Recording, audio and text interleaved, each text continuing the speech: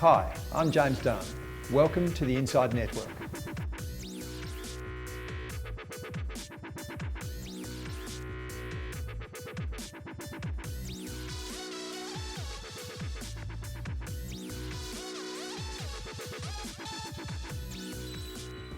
Allan, welcome to the Inside Network. Thanks for having me. Allan, would you say, here we are in 2020, by now that most Australian investors and advisors really understand the need for diversification into global equities?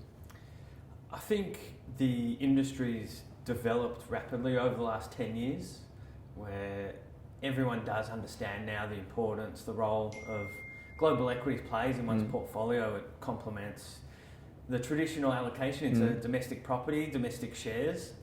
And so the global atmosphere just brings so many new opportunities that you just don't get in this small market. Is that a function not only of the relatively small size of the Australian market, but also the fact that we just don't have so many industries that really should be in an investor's portfolio? The ASX is 2% of the global index. It highlights the size relative that Australia plays in the world. Australia dominates certain areas, mining, it's got a great banking system and it's got some world champions, but they're few and far between. So when you think of the growth areas of internet, technology, healthcare, life sciences, you really do need to go to other markets to be able to play in that field. And the super funds seem to get that. They've got 25.3% roughly of their total assets in international and 22 in Australian shares, 22%. So they just talk about 47% in equities. They're less likely these days to distinguish between Australian and international. Do you think retail investors are coming around to that way of seeing equities? It's early days.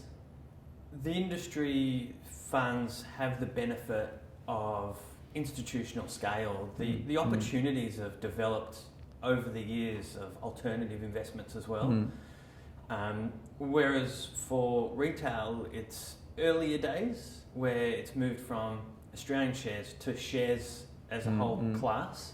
So I think as time goes on, the industry matures and there'll be more and more options for investors, which is good. You know, rather than just being Australian shares, there's global shares that are easily available, and then there'll be other asset classes over time that become available for the individual investor.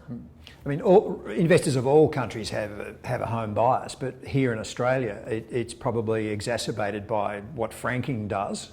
So that keeps a lot of people focusing on the Australian equities part, a lot of retail investors focusing on the Australian equities part.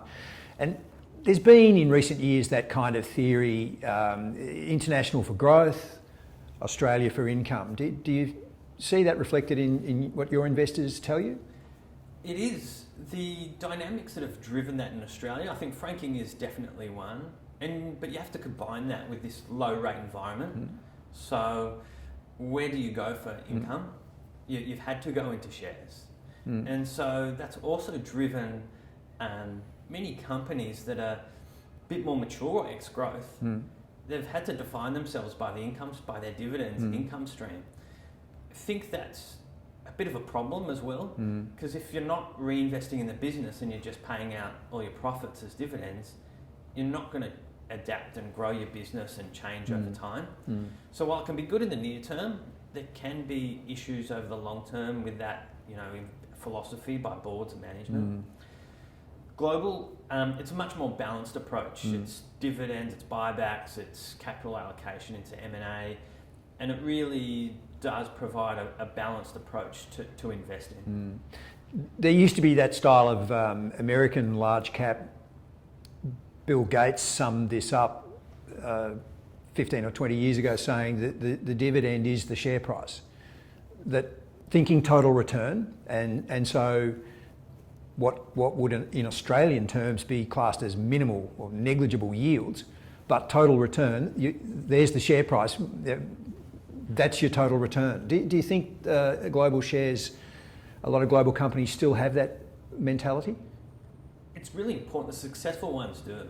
Even if you take domestically here a CSL, the dividend yield might be small, but it's grown in line with earnings, so that growth in the dividend has been extraordinary over time, and the share price has followed that dividend growth. Globally, you could talk about similar examples, whether it's Costco in the US with a similar phenomenon where the yield's lower, but the growth in that dividend stream follows the earnings growth, and it becomes a really attractive growth in income and share price over time. Allan, I'm old enough to remember that there was a truism in the Australian funds management market saying that global couldn't be done successfully from Australia.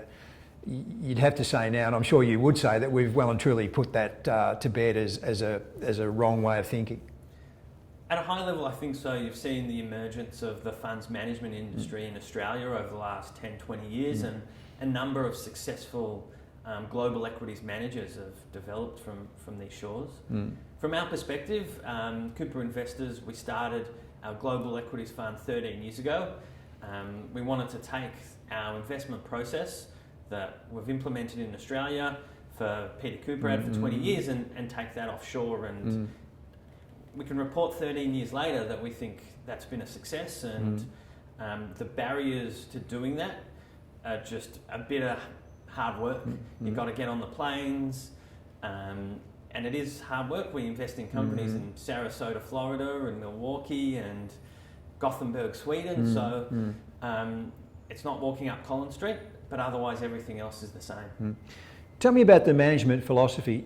Do you really see the world as your oyster, as in you're prepared to and able to buy stocks from anywhere, any industry, whether large cap or small cap, if they meet your criteria? The beauty of global investing is that there's so many opportunities, but you can also be a bit too much like a kid in a candy store and get lost and distracted. Having an area of focus is really important. At Cooper Investors, observation, not prediction, and pattern recognition are key investment beliefs we have. So with regards to management, it's important to categorise and identify the management behaviours.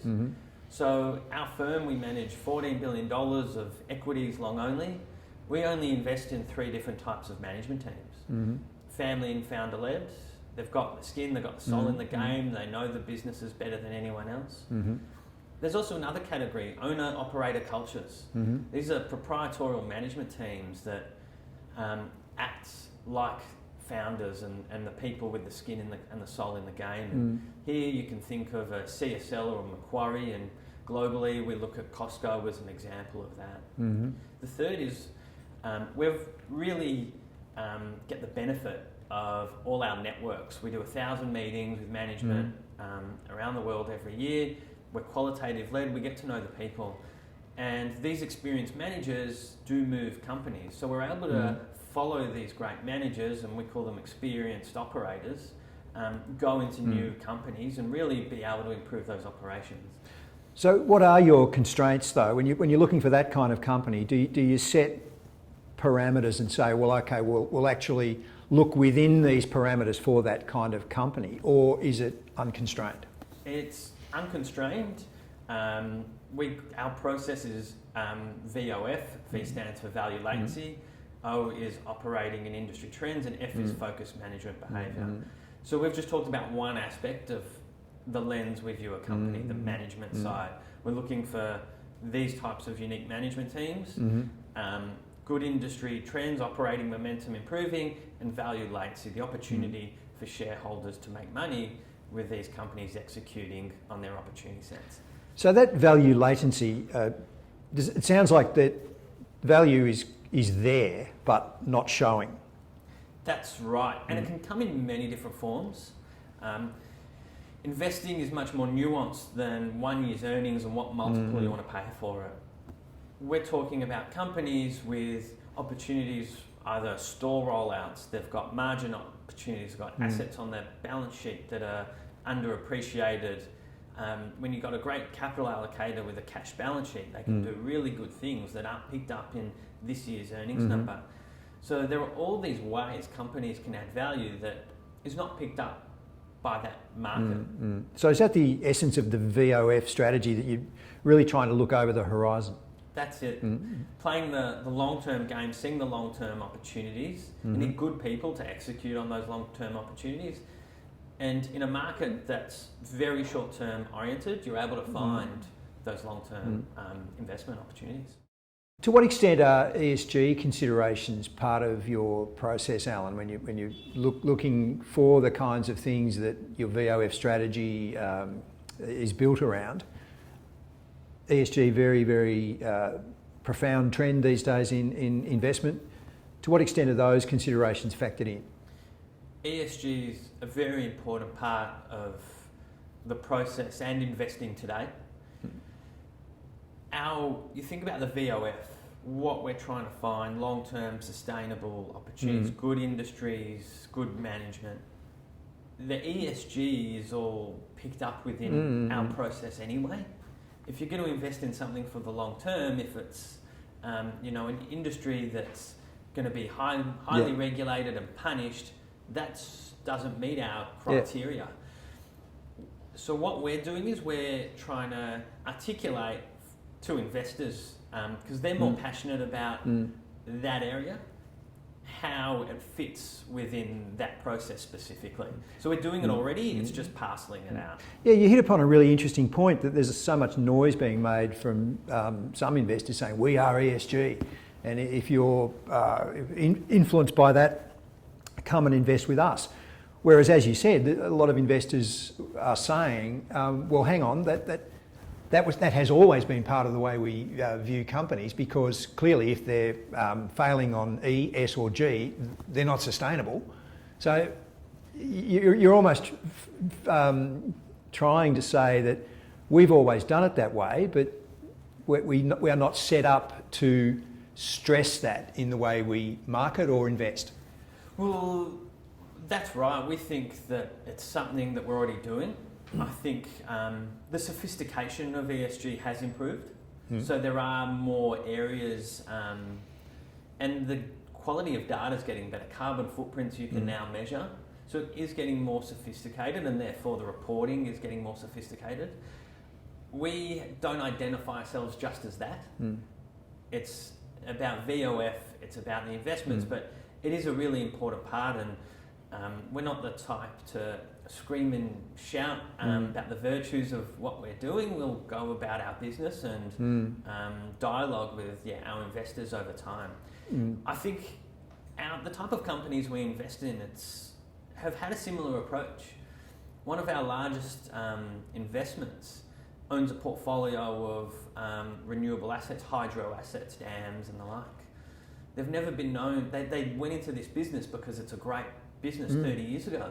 There's no input costs, so you know the costs of running this utility, and you know the pricing is going to go up with the demand. They did it out of a sustainable business and good investment opportunity, not just because it ticked a ESG box. And so as time goes on, I think talking more about the benefits, moving away from just the negative screening, talking more about the benefits of what our companies are doing, whether it's life science tools, helping companies develop biotechnology drugs, hydro assets, all these types of things are actually good for the world.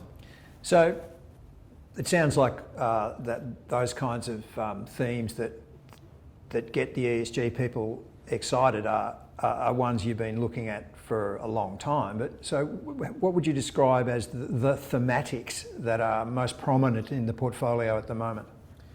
So our global equities funds, 40 stocks, diversified all around the world, 15 different countries. We don't have any clear bias to a thematic. We're finding companies we really like. That's what we're about, finding the portfolio has a bias to these $2 to $50 billion market cap companies. So they're bigger, they've proof of concepts, they've got real cash flows and margins, they've probably expanded outside their home border, and so there's opportunities for these established companies to keep growing. These aren't $100 billion companies, they're $1 trillion companies. And we think there's also a bit, based out in Milwaukee, a $5 billion market cap company, no one really cares about anymore.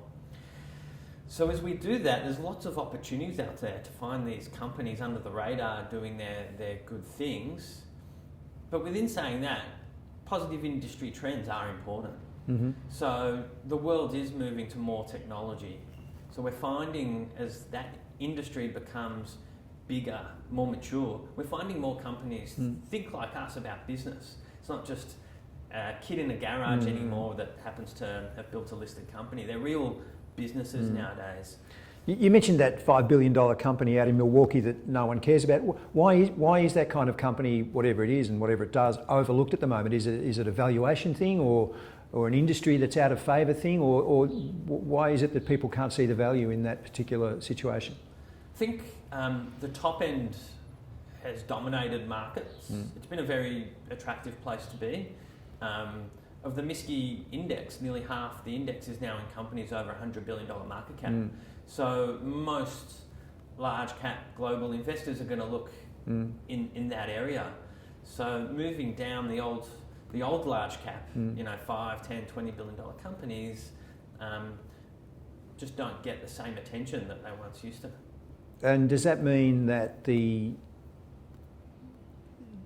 discrepancies in pricing become, for someone like your team, just much more obvious or much more attractive? I suppose this is getting to the heart of the active v passive debate, that can you really still find glaring discrepancies that you can leverage? You absolutely can. They're hard to find, but you can. So out of, we own 20 stocks out of the US, where 500 S&P, Russell's 2000. So we're really trying to find those rare companies, investment opportunities that meet our criteria, and that's been the key, that we've stuck to what we're interested in and what we're looking for, and only invest in them. So an example is, based in Milwaukee, is a company called Fiserv. Is that the one you mentioned?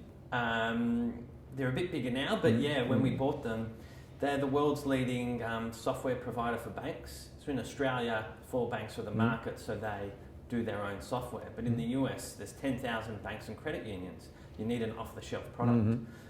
This company's been around for 30 years, but the CEO who took over did so 15 years ago, and he's turned it into a modern technology and payments company.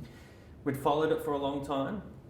Kind of always valuation was an issue, but then they announced a merger with one of the leading payment companies.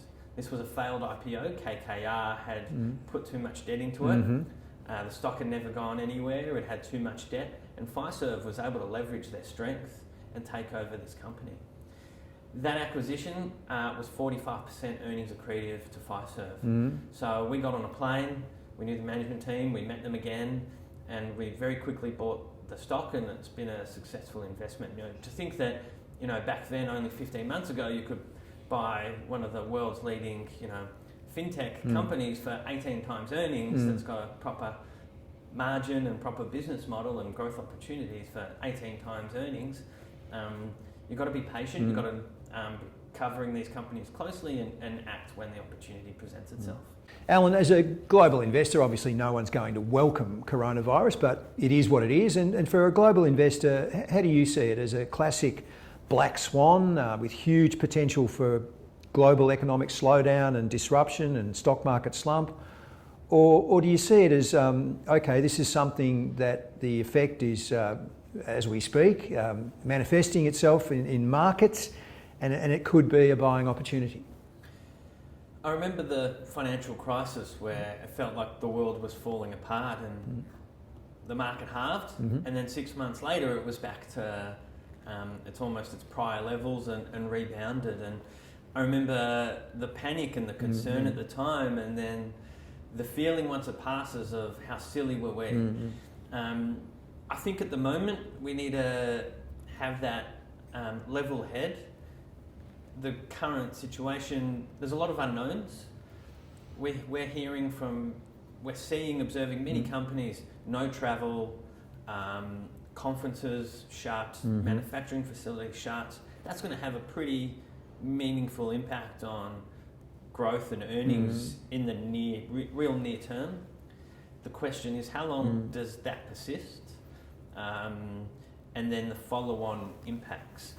I mean, the trade linkages and the just-in-time nature of supply chains really almost daily seems to be worsening in the potential for a hit to the global economy and trade.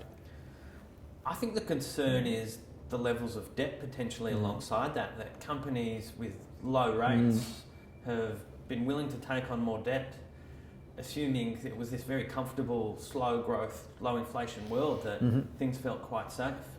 So with bigger balance sheets and now potentially earnings going backwards, that can put a bit of stress on a number of companies. I think that's one where you could see pressure in the system if a few companies start to struggle. They've got to sack employees and there's follow-on impacts of that.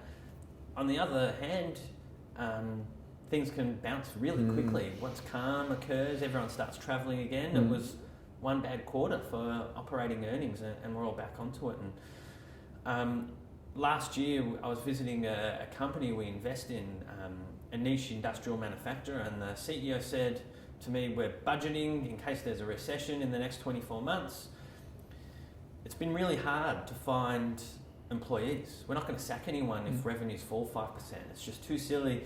You see 6 months drop in activity, but then it comes back. Why ruin our culture?